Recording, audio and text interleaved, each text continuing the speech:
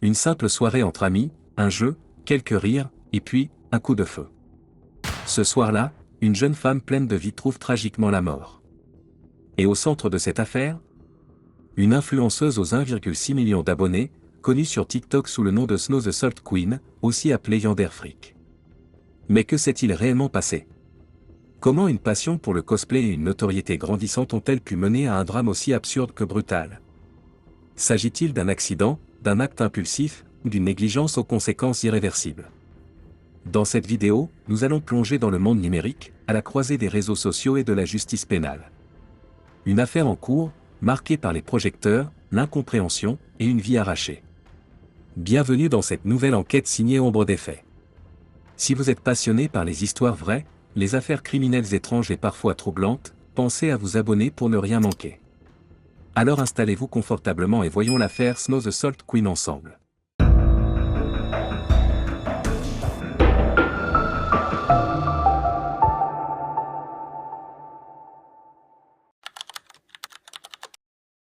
Aujourd'hui, notre histoire nous emmène à Houston au Texas. C'est dans les quartiers résidentiels de l'ouest de la ville qu'est née Hélène, en juillet 2002. Ses parents, Philippe et Suzanne, étaient tous deux généticiens au Baylor College of Medicine. Dans cette maison marquée par la rigueur scientifique, Hélène grandit aimée, entourée, stimulée. Petite, elle s'illustrait par sa curiosité débordante. Théâtre, natation, musique, robotique, rien ne lui échappait. Enfant intelligente, passionnée, elle voyageait beaucoup aux côtés de ses parents. Japon, Croatie, Norvège, ses découvertes lui ouvraient le monde et nourrissaient son imagination. Elle se passionna rapidement pour la culture japonaise. Mais à l'aube de ses 11 ans, les choses changèrent. Hélène entra à l'école internationale Oti. Si elle était gentille, ouverte et douce, d'autres ne l'étaient pas. Hélène fut harcelée. Et à cela s'ajouta une condition neurologique, la misophonie.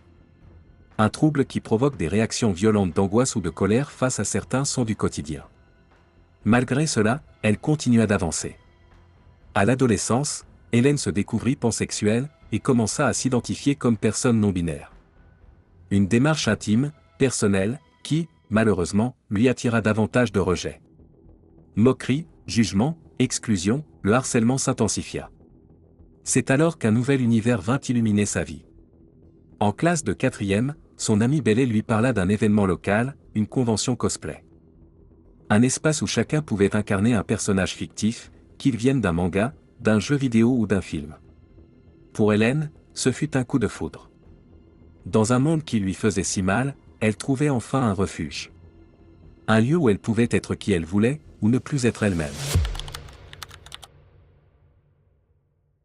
Pour Hélène, le monde du cosplay était devenu une échappatoire. Un univers vibrant, où chacun pouvait se réinventer. Elle s'y sentait vivante, libre, enfin à sa place. Et cette passion la portait loin. Son compte TikTok grandit rapidement, plus de 120 000 abonnés, une communauté fidèle, et des dizaines de nouvelles amitiés. C'est dans cet environnement, en classe de seconde, qu'elle rencontra une figure déjà bien connue sur la toile, Snow. De son vrai nom Mary-Ann Oliver Snow, elle se faisait appeler Snow the Salt Queen, Yandere Freak, ou simplement Snow. Née en septembre 1998 à Houston, Snow était reconnue dans le monde du cosplay pour ses costumes saisissants et son aura extravagante. Sur TikTok, Snow rassemblait plus de 1,6 million d'abonnés. Sur Instagram et YouTube, des dizaines de milliers d'autres suivaient chacun de ses mouvements. Elle incarnait régulièrement des personnages comme Overwatch ou Junko Enoshima, une lycéenne meurtrière issue d'un jeu vidéo à l'univers aussi sombre que tordu. Snow ne se contentait pas de jouer un rôle. Et elle se revendiquait comme la vraie Junko Enoshima. Un alter ego dérangeant qui allait de pair avec certaines attitudes provocantes. Car derrière l'image de star du cosplay se cachaient des zones d'ombre. Snow avait déjà provoqué la colère de la communauté en 2019, après avoir dansé et posé de manière suggestive sur des tombes, en costume, dans un cimetière texan. Elle affirma avoir eu la permission du lieu, ce que le directeur du cimetière démentira formellement. Snow ne s'excusa jamais. Pire, elle se moqua de ceux qui critiquaient son comportement. D'autres accusations émergent alors, publications à caractère sexuel déguisées sous des costumes d'enfants, font récolter pour des chatons malades, puis utilisés à des fins personnelles. Un modèle controversé, sous les projecteurs. Mais malgré ces signaux d'alerte, Hélène se lia d'amitié avec Snow. Rapidement, les deux se fréquentaient presque quotidiennement. Et petit à petit, des habitudes dérapaient. Suzanne, la mère d'Hélène, remarqua un changement. Sa fille autrefois curieuse et calme devenait distante. Elle sentait le tabac, parfois même autre chose. Car la réalité était là, Snow et son entourage consommaient régulièrement de l'alcool et du cannabis. Ces substances, elles aussi, firent bientôt partie du quotidien d'Hélène. Et avec elles, un fossé qui se creusa entre mère et fille. Hélène, en quête d'appartenance et de reconnaissance, s'enfonçait sans s'en rendre compte dans une spirale faite d'excès, d'influence et de dépendance affective. Ce qui avait commencé comme un refuge, devenait lentement une prison.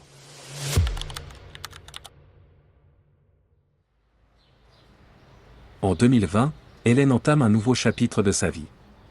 Après des années d'efforts, elle est acceptée à Oberlin College, au sud-ouest de Cleveland. À l'automne, sa mère, Suzanne, l'aide à déménager depuis Houston jusqu'à l'Ohio. Mais avant cela, Hélène avait passé quelques semaines chez Snow, alors qu'elle cherchait à se protéger du Covid-19. Les tensions récentes entre mère et fille semblaient s'apaiser. L'espoir d'un nouveau départ flottait dans l'air. Et au début, tout semblait aller dans ce sens. Hélène se faisait discrète sur les réseaux sociaux. Elle semblait rencontrer de nouvelles personnes, s'intégrer. Mais dès novembre, une nouvelle vague de Covid forçait Oberlin à fermer à nouveau ses portes. Hélène fut contrainte de retourner à Houston. Chez Snow. Ce retour fut un coup dur. Le logement de Snow, isolé, mal entretenu, et constamment baigné dans l'alcool, le cannabis et la négligence, n'était pas un endroit pour étudier ni pour se reconstruire. Nous sommes le 17 janvier 2021. Il est un peu plus d'1h du matin. Dans l'atmosphère enfumée et alcoolisée de la maison de Snow, les rires fusent, les esprits sont embrumés. Au milieu des conversations et des images de la série Gotham qui défilent sur l'écran, Snow ressort un objet qu'elle avait ramené un peu plus tôt du garage, un pistolet Glock, appartenant à un ancien petit ami. Tout le monde sait que l'arme est là. Ce n'est pas la première fois.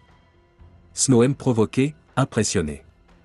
Ce soir-là, un ami plaisante, tire-moi dessus. Snow braque l'arme. Puis la baisse. Alors Hélène, portée par l'euphorie, aurait lancé « Oh, fais-moi ».